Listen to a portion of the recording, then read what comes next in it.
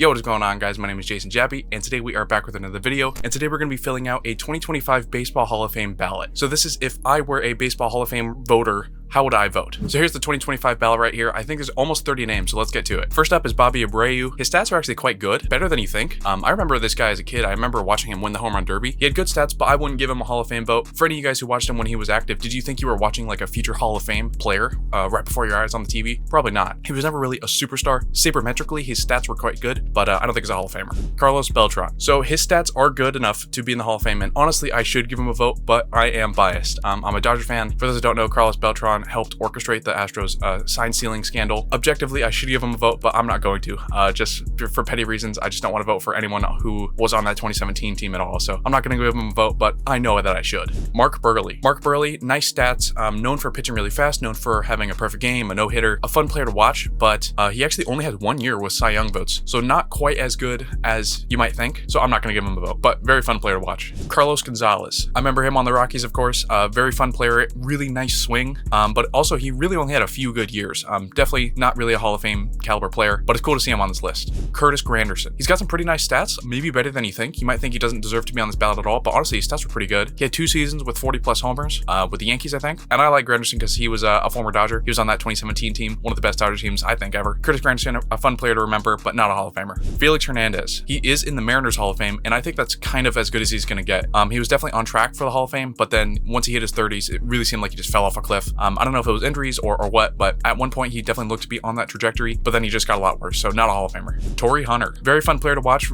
known for his glove, so he's a great defender and a pretty darn good hitter. His career stats just aren't there. Not a Hall of Famer in my book, but fun player to watch. Andruw Jones. He's an Orioles legend, and I actually saw him in person when he was on the Diamondbacks. I went to a Dodger game and he was there, so he's pretty cool, but his stats just aren't there. So much so he actually went to Japan, if I'm not mistaken, so just not a Hall of Famer. Andruw Jones. Great defender. That's what he's known for, really, is that he's arguably one of the best defensive center fielders ever. One thing that hurts him is that he bounced around from team to team, and another thing is that he's dealt with some domestic violence, so baseball writers don't really like that. I think statistically he might deserve to be in the Hall, but I wouldn't give him a vote. He was a little before my time. By the time I started really watching baseball, he was kind of already gone from the league, but statistically he's kind of there, but I think issues like that will keep him out, so I'm not going to give him a vote, but I can understand if you do. Ian Kinsler. Another guy whose stats are a little bit better than you might think, kind of like Bobby Abreu, who's never really a superstar.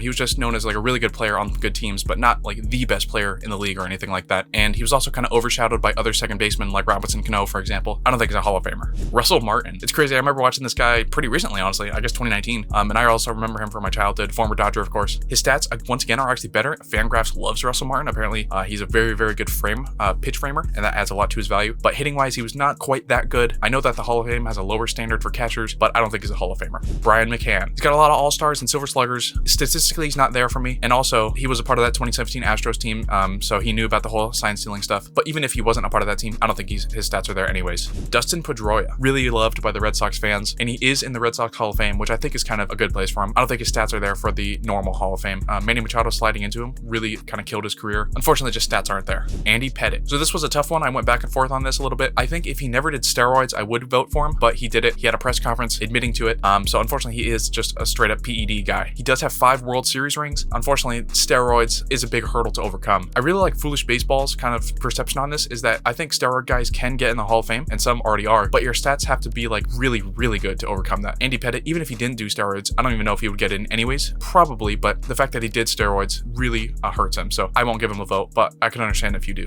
Hanley Ramírez, another former Dodger. He's known as a great hitter and a poor defender, and I think that's fair. The thing is, he was a really, really good hitter, very nice power hitting shortstop, but unfortunately his stats just aren't there. Manny Ramírez, another Dodger legend, albeit briefly. His stats are definitely good enough, hit a ton of homers, played for a long time, really beloved by Red Sox and maybe even Indians fans or Guardians fans, but he didn't do steroids just once, he did it twice. There's a lot of speculation that he may have been doing steroids like his whole career, so unfortunately his stats aren't good enough to overcome the steroids. For instance, like Barry Bonds can't get in, so if Barry Bonds can't get in, then I don't think Manny Ramírez can get in, so I won't give him a vote, but stats certainly good enough.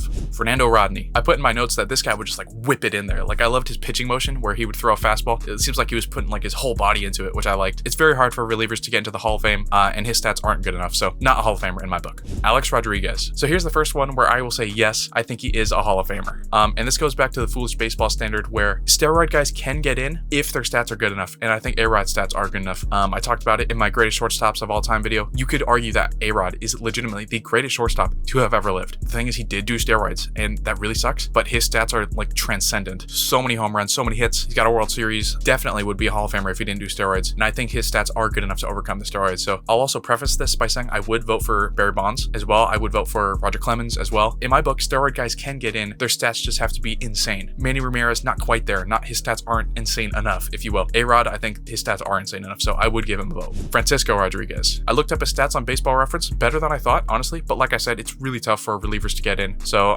not a Hall of Famer, but honestly, not a bad player at all either, so kind of close, to be honest. If he had maybe like 500 saves, I think he would get in, but just not good enough in my opinion. Jimmy Rollins. Really solid player, another former Dodger, really solid defender, really fast. He does have an MVP, but it's kind of looked back as an MVP that he didn't really deserve. Someone like an Albert Pujols or David Wright should have won it instead. Again, kind of like Dustin Pedroia, like a really fun player to watch, middle infielder, but his stats just aren't there. CC Sabathia, I'm going to give a yes. 3,000 strikeouts, 250 wins. He's got a Cy Young, he's got a World Series. Definitely a yes. Almost certainly going to get in on his first ballot. It's a no-brainer. CC Sabathia is a Hall of Famer. And Ichiro Suzuki, I will give a yes. He's got 3,000 hits. He's got an MVP, a Rookie of the Year, a great defender. He's got a great arm. He started in Major League Baseball pretty late, and I think he's got like over 4,000 hits across MLB and Japanese baseball. Like a modern-day Ty Cobb, modern-day Pete Rose, insane player, absolutely a Hall of Famer. Troy Tulowitzki, kind of like Carlos Gonzalez, a fun player to watch, was on the Colorado Rockies, very flashy defender. Unfortunately, he had a ton of injuries, just kind of fell off a cliff, so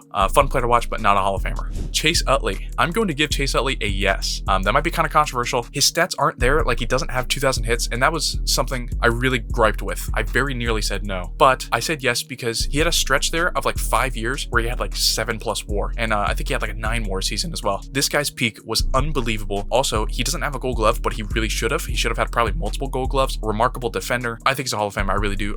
Statistically, across multiple metrics, kind of one of the greatest second basemen ever. So he just doesn't kind of have the counting stats, but honestly, who cares really? His rate stats are insane, so I would say yes to Chase Utley. Omar Vizquel, kind of the opposite of Chase Utley, a middle infielder who's got a lot of counting stats, but his rate stats aren't very good. If he got in, he would be almost one of the worst hitters to be in the Hall of Fame. Thing is, he's got a bunch of Gold Gloves. He's got nearly 3,000 hits. What also hurts him is personal issues. I think he had domestic violence. I can't remember. And I know he had a controversy with him apparently abusing like a bat boy. Sucks for him because he was almost certainly going to get in. And then all these controversies kind of came to light, and now he's almost certainly not going to get in. So I'm not going to give him a vote. Billy Wagner. Billy Wagner, I will give a yes to. Billy Wagner may be the best lefty reliever of all time. If you do your research, it's either him or like Aroldis Chapman. Remarkably good, and he could have gone a lot further. For instance, he's second on the all-time list of saves for a lefty. He almost certainly would have been first, but apparently he retired early because he wanted to spend more time with his family. I don't care too much about counting stats with him, and this is his 10th and final year on the ballot, so almost certainly he'll get like a 10th year bump and get in. So I will say yes to Billy Wagner.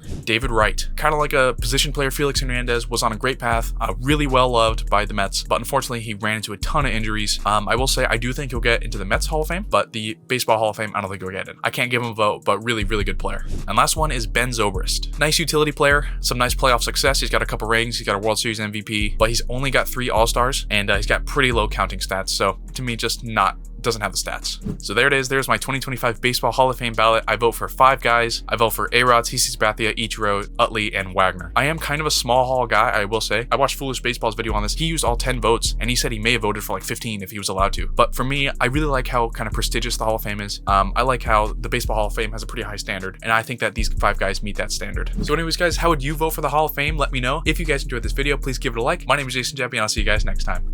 Peace.